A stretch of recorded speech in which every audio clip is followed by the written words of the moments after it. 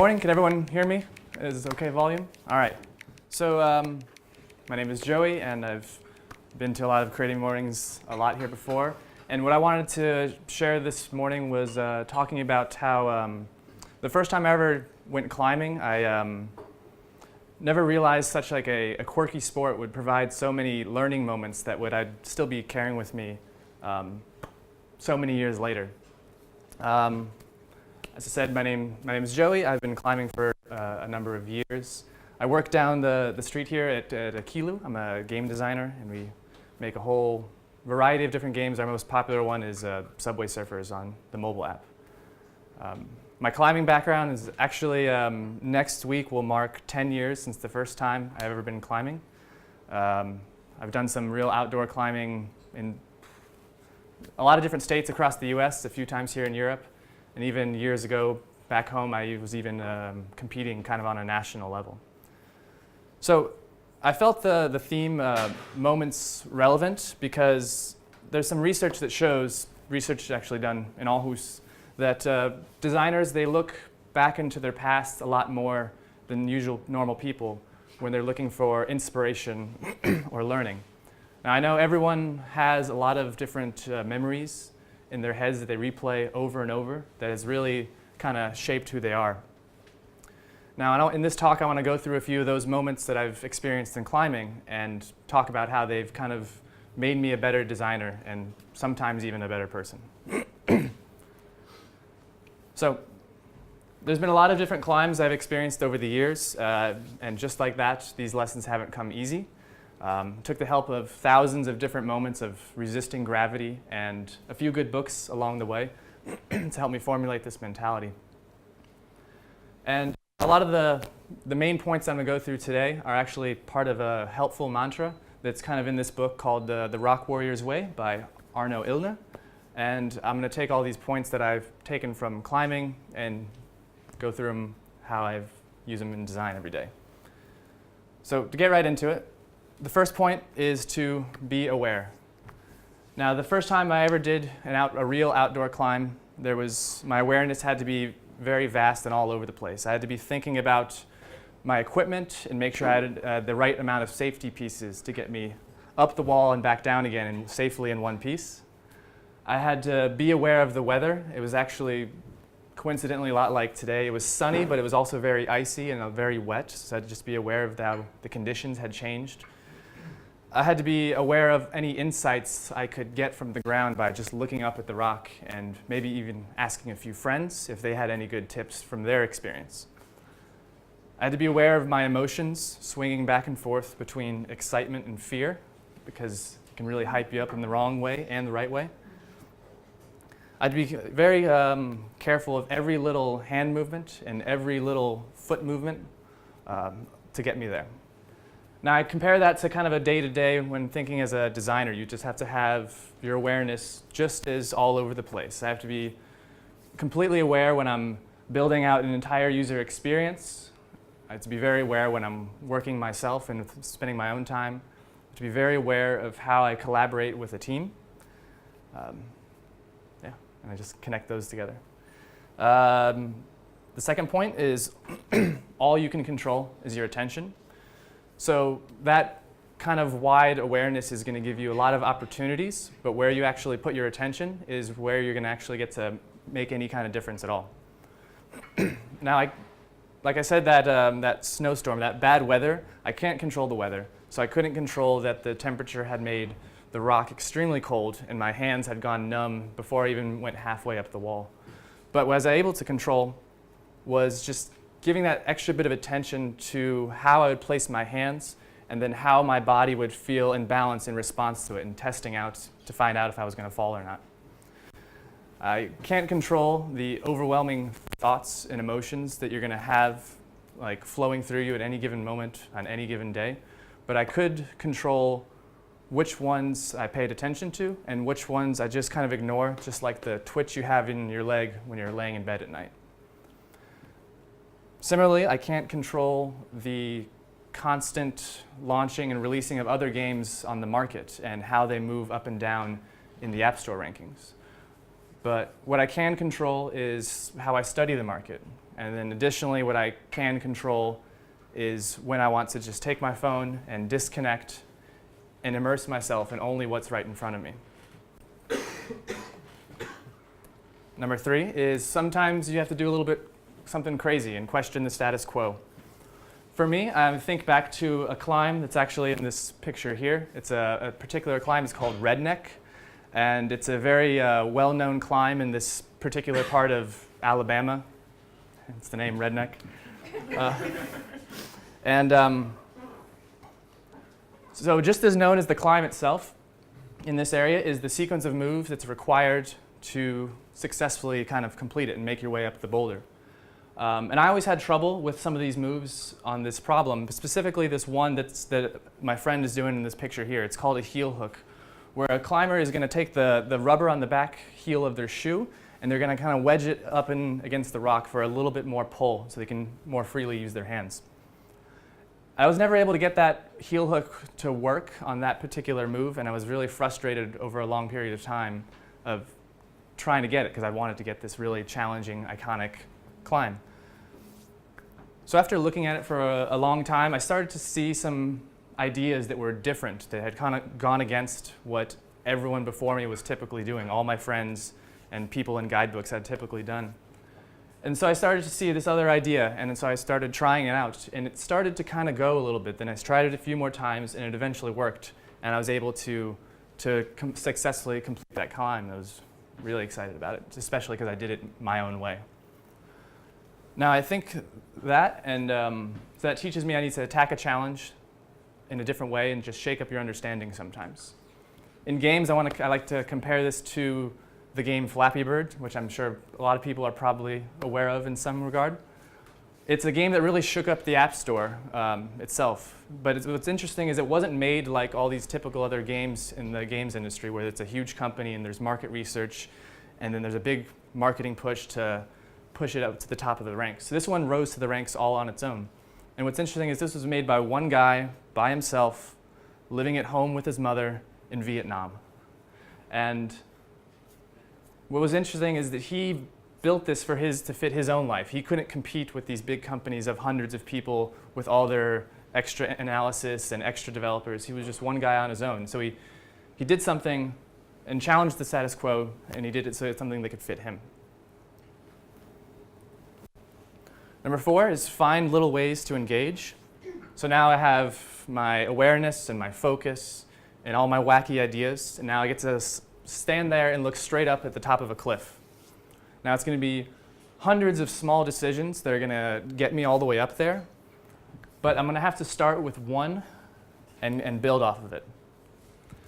Now good design similarly starts with something small and actionable, and then you test it and learn it, and you build off of that. So right now, I spend a lot of time working on rapid game prototypes. And there was this one time that me and a few colleagues, we just really wanted to make an awesome pirate game. And there's so many different things that a pirate can do in a game so it's impossible to really kind of grasp what kind of game you're actually making when I just say pirate game. So we had to narrow it down, and we started smaller, and we wanted to focus first on just the experience of sailing your pirate ship. And then from there, we went even smaller, and we just took a Lego brick, and we started flicking it around the table, pretending it was a boat. And then off that, we just built an entire paper prototype across the whole desk, built a whole experience and a whole game around it. And we made a lot of our design decisions before we had ever written a single line of code. So reaching the top of a cliff or making the best pirate game ever, if you're just only focusing on that end goal, it's going to be an overwhelming task, and it's going to be really impossible to control the outcome of. So the little ways to engage reminds me to always start with something small and test it and learn from it and build from there. Number 5 is modify, don't validate. So the rest of the story about that pirate game is that actually, as we worked on it, it started to naturally evolve and become something else. It became a game about a fisherman and his boat in a very relaxing feel, just going across the ocean. Now, if we kept steering our focus to be forcing that to be a pirate game, we would have backed ourselves into a corner creatively. And it would have been really hard to kind of kill our darlings along the way, as our egos would have been really desperate to keep steering it back to forcing it to be a pirate game, no matter what good ideas came up. Now, climbing will punish you a lot more immediately for that.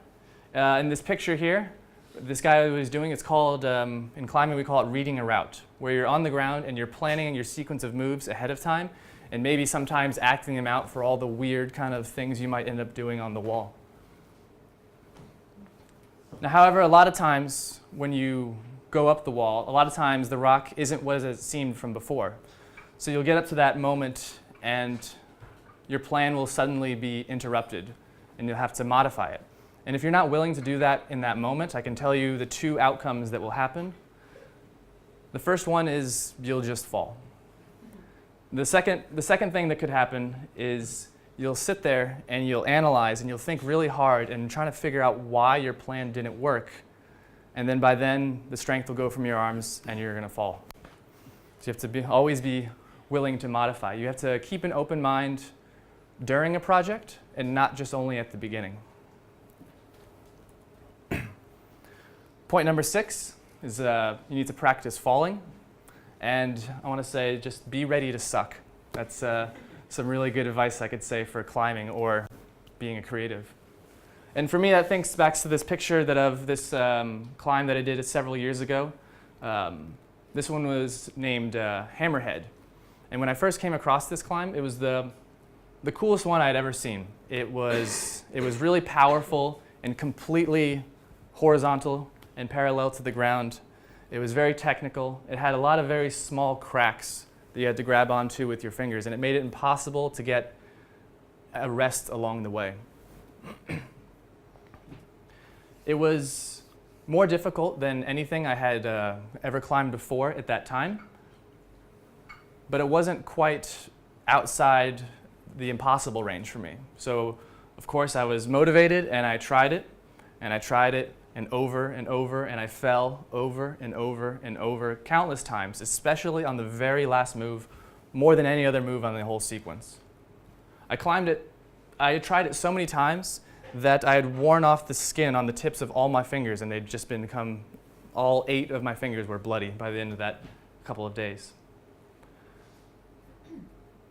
Now, it took 3 different trips to that particular climb area spread over the course of 2 years before I was ever able to complete that climb. And that makes me think about game designers in this industry. We throw away, or designers in general probably, we throw away the vast majority of our work constantly. In my time working where I am, I've probably worked on at least 20 different games as either an early concept, a prototype, or a full production. And only 3 of those have even made it to the finish line and been launched on the App Store. And that just tells me apparently I'm into things with low chances of success. But that's okay. But if you're going to fall so many times, you just need to prepare yourself for that, because you're not going to survive otherwise. Now, some of the more physical preparations meant for climbing are probably not relevant to most of you here, except for a few climbers I see. But I'll just go through the mental side of it. So when you fall, the first thing you always experience is your emotions. You're going to be angry, you're going to be disappointed, you might be a little bit scared, and your egos are going to start to spiral out of control. Now, literally the only reason that this happens is because the part of your brain that controls your emotions is more central than the part of your brain that controls logic. You're just wired to think emotions first. And you can't control this. This is just how humans evolved. But what you can control is taking on this kind of observer mentality. And what that means to me is whenever I have a moment like this, I just like to take a few deep breaths and take a few moments and let my thoughts actually reach the part of my brain that involves the logic, rather than just focusing on the emotions. It teaches you to be aware of your emotions, but really pay no attention to them. You're just observing them like it's not even you. Number 7 is practice is an end in itself. Now, you don't need to reach the top every time, but for me, just one move further, I always consider that a victory. And when I'm being in that kind of observer mentality, I know that every move I make will always make me better, even if I'm falling on that move. Because I'll know where I need to get stronger. I'll need to know where I need to be more precise with my body movement or more careful with my foot placement. And all that knowledge is progress. And that's progress I can only get from accepting that everything can always be practice. Now, as I said, as I'm scrolling, at Kilo, I'm working on prototypes to try to be the next big hit for our company. And now, none of them are there yet, but we're learning a lot of lessons, not just about the games we're making, but we're learning a lot of lessons about ourselves and about our process along the way. You know, sometimes the design doesn't kind of play out as we expected in our heads. We have to modify our plan. Sometimes we focus on the wrong things and we make the wrong decisions and focus on the wrong moves.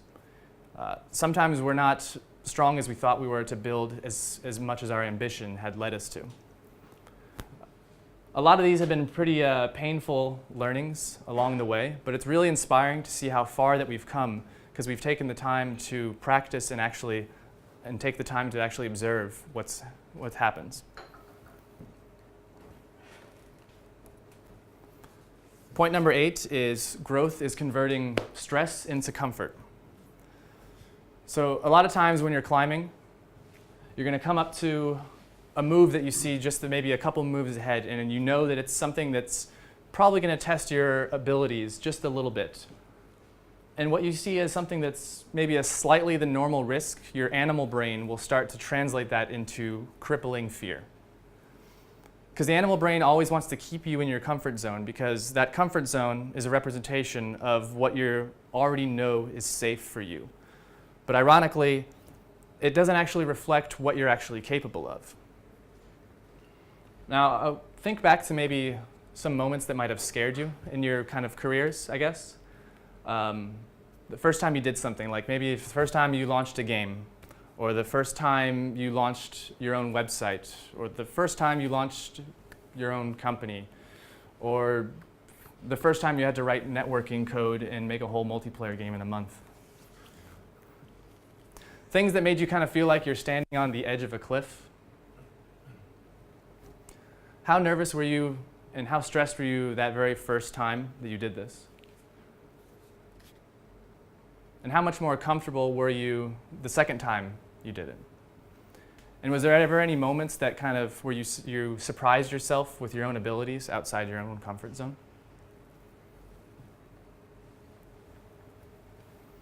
So, bonus reference for this particular point is this is one of my favorite TEDx talks. It's by a professional climber named Tommy Caldwell. The talk is called "What Are You Up Against?" Now, this isn't my favorite TED talk because I was in a climbing trip in the middle of nowhere in the woods in Kentucky, and I got to meet him and hang out with him. It's not my favorite because he has probably the most intense and unique TED story I've ever heard about a story about killing a guy. It's my favorite because his inspiring devotion just to this one point has really shaped and affected his entire life. Highly recommend it. Watch it when you get to work. So number 9 is burp often. There's not really a personal anecdote here, but that is a picture of me up in Norway. This one is more meant to be kind of a helpful tool to summarize a lot of the other points in this kind of mantra. And it's intentionally spelled wrong because it kind of helps reflect everything I've gone through so far. It stands for breathing, eyes, rest, and posture. Or in this case, we'll say position. By the way, this is also another tip in that same book, Rock Warrior's Way. I did not come up with this myself. But I have translated it into kind of a summarizing kind of thing. So for me, the act of breathing takes in steps number 6 and 7. You should take a breath whenever you fall and use those moments to get beyond your emotions and see what you can learn. Eyes, I see as tip number 1 and 2. And you need to really use your eyes and all of your senses to be aware of everything that's possible. But then you need to control that attention. You're not every thought and feeling that you have, but what you choose to give your focus to really makes you who you are.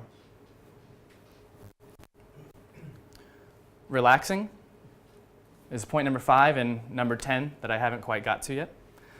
You should stop fighting challenges with your ego, and sometimes you just need to align with gravity in whatever situation you're in, and modify your plan when you can. For position, for me that's point number 3, 4, and 6. You always want to set yourself up so you can be in a position to be able to question the status quo. You want to be in a position where you can take on big tasks, but make sure you do it in a small way first. And you need to be in a position where you're able to take your stress and turn it into comfort and experience. Okay, and to start to wrap up, I guess the point number 10, was anyone able to figure it out what it might be? Number 10 is just to simply enjoy the journey.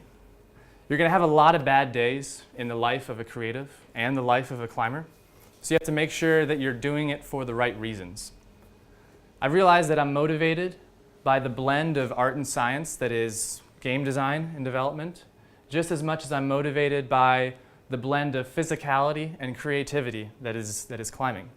So thanks for letting me share, and if anyone wants to join me climbing someday, we can talk more about a lot of this stuff. Thanks.